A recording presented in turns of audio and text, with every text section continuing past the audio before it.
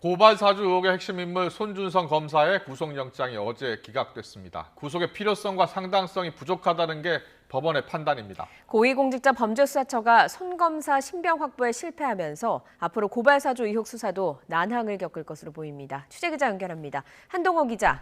네, 고위공직자범죄수사처입니다. 어젯밤 이 손 검사 구속영장이 기각됐는데요. 법원의 판단 내용 자세히 정리해 주시죠. 네, 어젯밤 10시 반쯤 서울중앙지방법원은 손준성 대구고검 인권보호관의 구속영장을 기각했습니다. 법원은 손 검사의 구속 필요성과 상당성이 부족하다고 판단했는데요.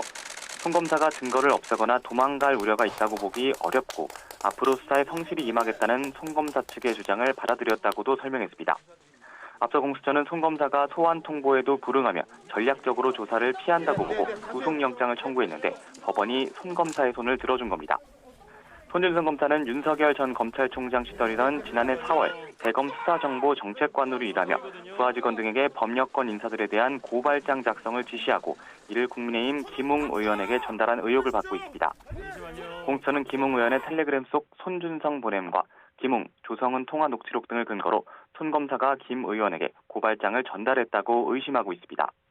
어제 3시간가량 이어진 구속영장 신문에서 공수처와 손 검사 측은 구속 필요성을 두고 치열한 공방을 벌였는데요.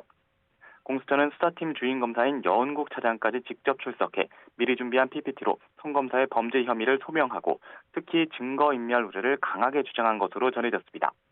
이에 대해 손 검사 측은 김웅 의원에게 메시지를 보낸 사실은 기억에 없다면서도 고소고발장을 SNS로 전달받은 일이 많았는데 대부분 이를 반송해왔다며 혐의를 부인한 것으로 알려졌습니다. 또 공수처가 한 차례 소환 조사도 없이 구속영장을 청구한 데다 영장심사 하루 전에 이를 통보하는 등 피의자의 방어권을 명백히 침해했다고 주장했습니다. 공수처가 손 검사의 신병 확보에 실패하면서 야당의 11월 경선 일정을 의식하며 무리한 수사를 벌였다는 비판을 피할 수 없게 됐습니다.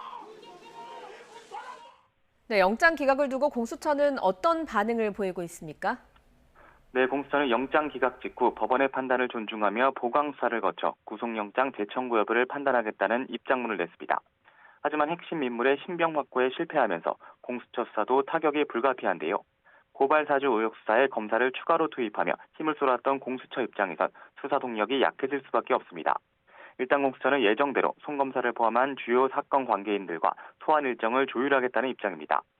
손 검사의 소환 시기는 아직 확정되진 않았지만 앞서 영장심사에서 수사에 협조하겠다는 입장을 밝혔던 만큼 조만간 공수처에 출석할 것으로 보입니다.